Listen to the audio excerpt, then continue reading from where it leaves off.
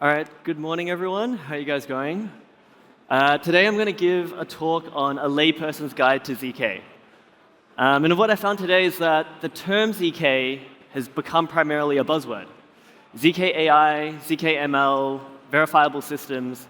I don't think most people really know what it means.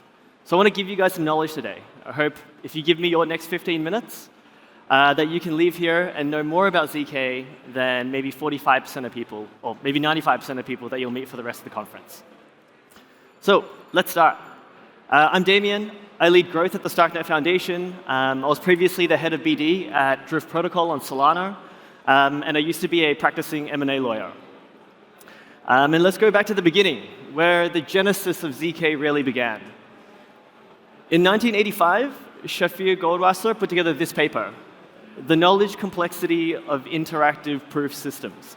Shafir actually, interestingly, is also a scientific advisor to Starkware. But this paper is seen as the genesis of where ZK systems are today. It's a new area, and it opened up new research in the intersection between mathematics, cryptography, and computer science.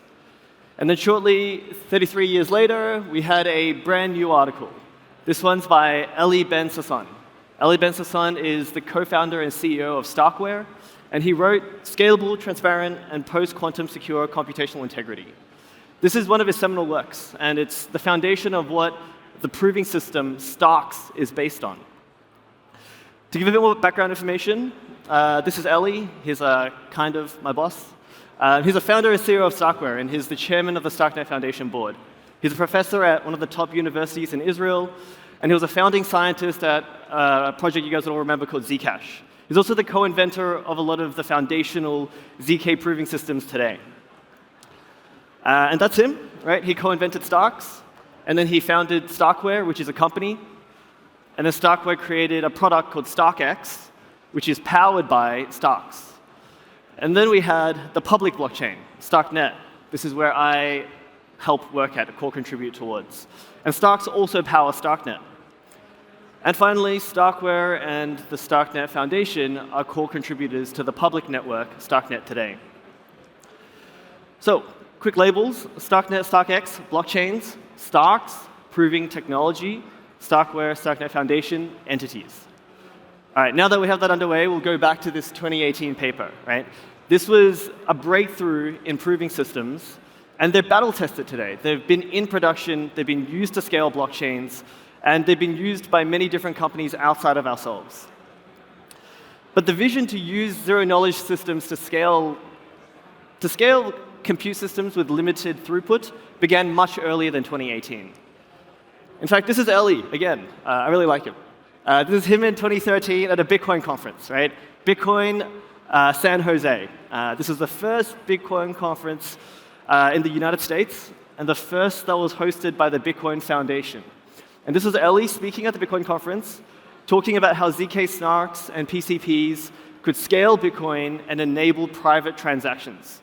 Just to put it into perspective about how early this was, right? We had, in 2008, the Bitcoin white paper released. We had in 2009, the Bitcoin Genesis block. We had in 2011, Satoshi's final communications. And then we had in 2013, Eli speaking at the Bitcoin conference about scaling Bitcoin using zero-knowledge systems. This was 2 years before Ethereum's mainnet launch. And in fact, it's about, I think if I'm doing my math right, 8 years before the launch of the first optimistic rollup. I'm choosing Arbitrum here because Arbitrum launched before Optimism did. But that's how early zero-knowledge systems were conceived to scale limited systems as it was. So the vision didn't stop there. Bitcoin, for many reasons, didn't apply ZK snarks and PCPs. And then we had this little thing called Ethereum launch on 2015. And Ethereum's great, right? Eli's paper was released in March of 2018, and then we had this period of explosive growth in scaling systems. Starkware was established 2 months later, the paper, in May. And then in July, 2 months later again, Starkware received the largest grant to date from the Ethereum Foundation to build out Stark infrastructure. This is their tweet back then, July 16th, 2018. They're very excited about a big grant they received. And they received $4 million, right? In a grant series where the next largest grant was $400,000, And if you can recognize some names, Uniswap was in the same batch.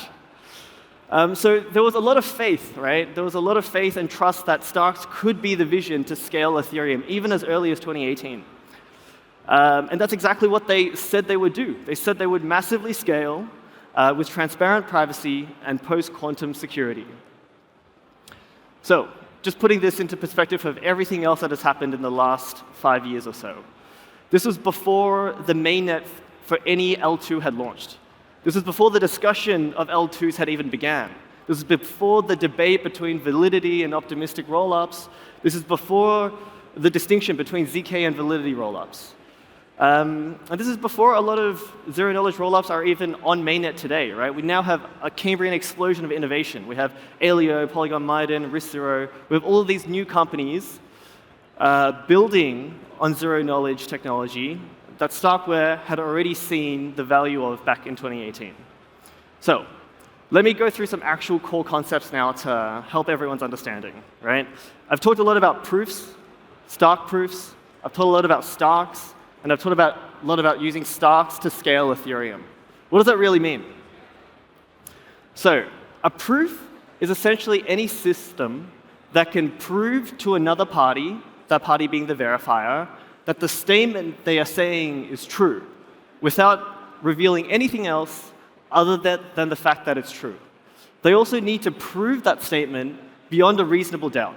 That's a legal concept. And Starks are a type of proving system. They stand for scalable, transparent arguments of knowledge. But they're not the only proving system on market. There's also Snarks. Snarks are succinct, non-interactive arguments of knowledge, and these were the predecessor of Starks. So why would you use proving systems, right? I've talked a bit about privacy, and I've talked a bit about scalability. Protocols can want both, right? You have a Zcash or a Monero, and they use zero-knowledge systems for private transactions. Or you have a Starknet, or you have a Polygon Maiden, and they will use zero-knowledge systems for scale, because they need higher throughput, cheaper transactions, and they still need to be secure. Whether or not the system has a prefix with ZK in front of it, that usually gives you a hint, right? Are they using ZK for the privacy-preserving aspect, or are they just using the proving system for what it is? Now, different proving systems have different trade-offs. It's similar to blockchains, right? Ethereum versus Solana versus Bitcoin. Your design choices impact what you offer to your end user. And so the size of your proofs, the time it takes to generate them, the time it takes to verify them, these all impact the end product you can give to your user. And so Starks, we believe, are the best way to scale any system with limited compute. They're post-quantum secure. They have larger proof sizes. It takes longer to generate the proof, but it's actually faster to verify the proof on the base layer. So once again, different blockchains use ZK systems for different reasons. And these are the different iterations that are available today on market, right? You have Starks that are used by StarkX, Starknet, RISC-0, Polygon 0, etc. You have, I guess, on your guys' right-hand side, the 4 different implementations of Snark proofs. These are all technically Snarks, but they have slight modifications that make them a slightly different proving system. So how do proving systems actually scale Ethereum? Why is this valuable in any way? Well, if we conceptually think about what a blockchain is really just a ledger of public information or public data that's been stored on-chain, and it's immutable and verifiable because it's decentralized, right? You can go onto a blockchain and you can see from the Genesis block every transaction that has happened, and you can rerun all transactions to arrive at the exact same state. That's how you know it's immutable. But usually when you have something that's immutable and everyone can verify it and it's decentralized, it's a little bit slow, right? I've just sort of explained the blockchain trilemma here. And so if we think about the blockchain trilemma, really, security means immutability. Not everyone can go in and just change the ledger, right? That's what security means. Decentralization means verifiability. Not any single person can go in and they can verify the network. And then finally, scalability, everyone knows to mean speed. So how do proving systems help this system? This is how Ethereum does it today, right? If you want to propose a new block in the blockchain, a block producer will bundle a bunch of transactions into a block, and that block will say, hey, the new state is 42. And then every validator on the network has to do the same thing, and then they rerun all the transactions, and then they say, boom, the new state is 42. And then that new block is part of the blockchain. How proofs scale Ethereum is that off-chain, so on Starknet, we run all of those transactions. Those transactions are bundled into a singular, smaller proof. That's that extra little half rectangle or half square you see there. And then on Ethereum, all you have to do, or all the validators have to do, is verify that smaller proof. And all those proving systems I showed you a minute ago, these all impact how big or how small that proof is, or how fast or how slow that proof can be generated, or how fast or slow that proof can be verified. And that's exactly how proofs end up scaling Ethereum, because the blocks can fit more space. The blocks only have to process the proof, and the proof themselves represent a much larger batch of transactions that has happened on a different environment. And so it's still scalable, because it reduces the amount of computation Ethereum needs to do. So it's much faster, right? And it's much cheaper. But it still retains the same amount of security, because Starks and Snarks and proving systems boil down to complex mathematical algorithms, and the definition of proofs require them to be unable to fraudulently convince an honest verifier. So if a verifier is operating in the way it should be, a fraudulent proof cannot convince it otherwise. And so it maintains the security that Ethereum achieves. I was missing another one. It's still verifiable. Anyone that runs a verifying contract on mainnet can verify those proofs. So where to from here? I really believe, right, in this next 1 to 3 years, we'll have the long tail of proving systems come to light. The genesis and the academia of this technology came around in 1985. And since 1985 to perhaps, I would say, 2018, most of the breakthroughs in innovation in this space has been in academia.